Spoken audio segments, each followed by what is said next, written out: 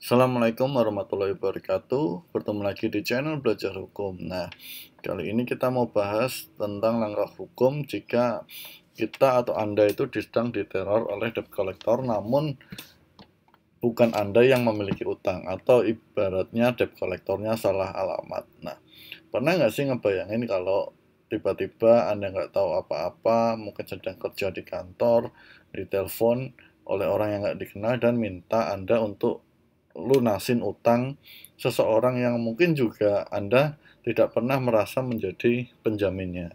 Nah, itu dulu sering sekali dialami oleh banyak pihak ya.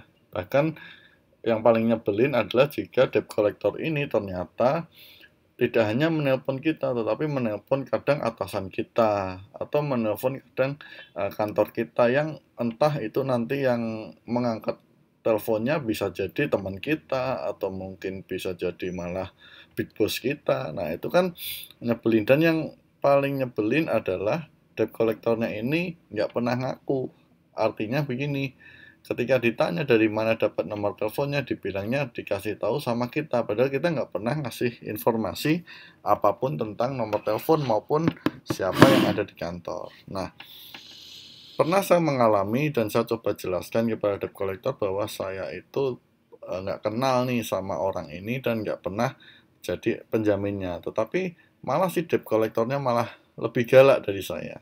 Nah, hal itu kan nyebelin banget tuh. Nah, untuk ngatasin hal seperti itu, atau mungkin kalian juga pernah ngalami hal yang sama, nah saya coba rangkum beberapa tips atau beberapa tindakan ya, supaya mereka itu nggak melakukan hal tersebut berulang kali kepada kita ya. Jadi jangan mereka asal menelpon, nelponnya juga pun salah alamat atau salah orang, yang kita nggak pernah ngutang, kok kita disuruh bayar utang, nah seperti itu. Nah, tips-tipsnya apa saja? Nah, ini saya rangkum ya. Yang pertama adalah adukan kepada pimpinan debt collector itu. Nah, debt collector itu kan biasanya yang ngasih kerjaan itu kan pihak bank atau pihak leasing ya, atau pihak pinjol lah biasanya. Kalau sekarang lagi ngetren pihak fintech itu. Nah, kita adukan aja mereka. Kalau mereka masih tidak menerima dan tidak cuek, dilempar-lempar, nah kita biasanya kirim surat, surati saja. Jadi kita waktu ditelepon debt collector tuh kita minta identitasnya, namanya siapa, terus kemudian kerjanya di mana, atas bank siapa, atau mungkin atas fintech yang mana. Nah, kita minta alamat itu, kita kita tulis semua, terus kita adukan ya. Orang yang nagih kepada orang yang memang benar punya utang itu pun ada etikanya lah. Ini kok nagih kepada orang yang nggak punya utang. Nah, apalagi itu ya. Jadi kita pasti posisi kita posisi yang bagus. Nah, tapi kalau ini masih nggak mempan, kita sudah ngomong ke pimpinan debt kolektornya, atau mungkin ke pihak bank atau pihak leasingnya. Nah, saran saya adukan ke OJK. Ya.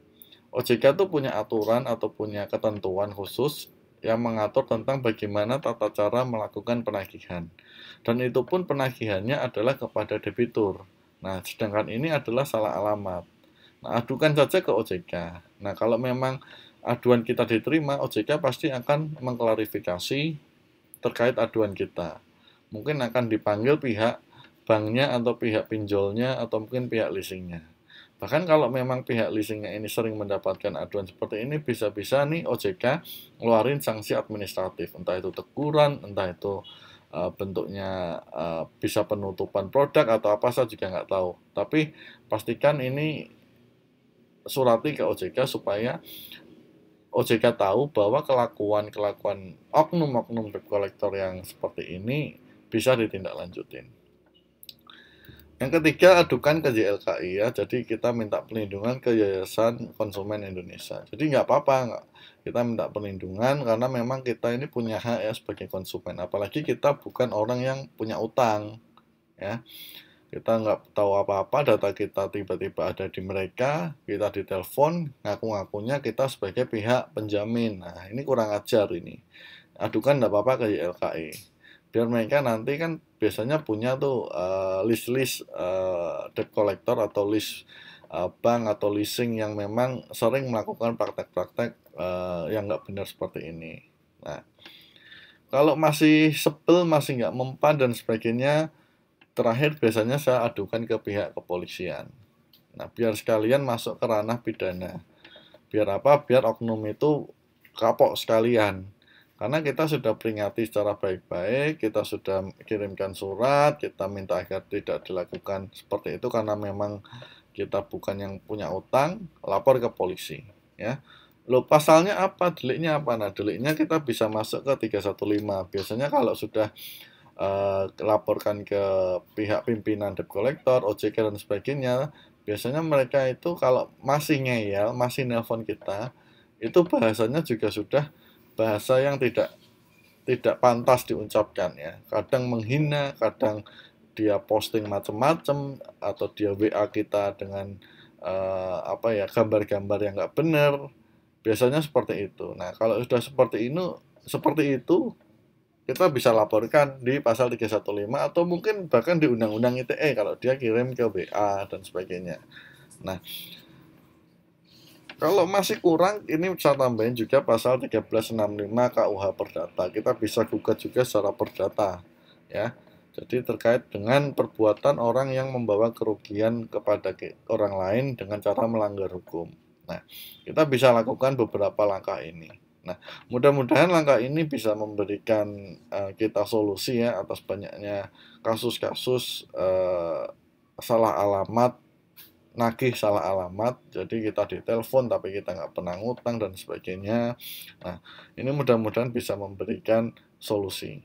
Nah, cuman yang aneh harusnya ya ketika ketika aplikasi itu install atau mungkin fintech dan sebagainya itu harusnya nggak bisa dia nge-grab kontak dan sebagainya karena kan menyalahgunakan data pribadi itu sebenarnya. Cuman itu pembuktiannya agak panjang tuh harus pakai digital forensik. Ya, mudah-mudahan pembahasan ini bisa memberikan manfaat. Saya pikir itu saja. Terima kasih sudah menonton. Mohon maaf jika ada kekurangan dan kesalahan. Assalamualaikum warahmatullahi wabarakatuh.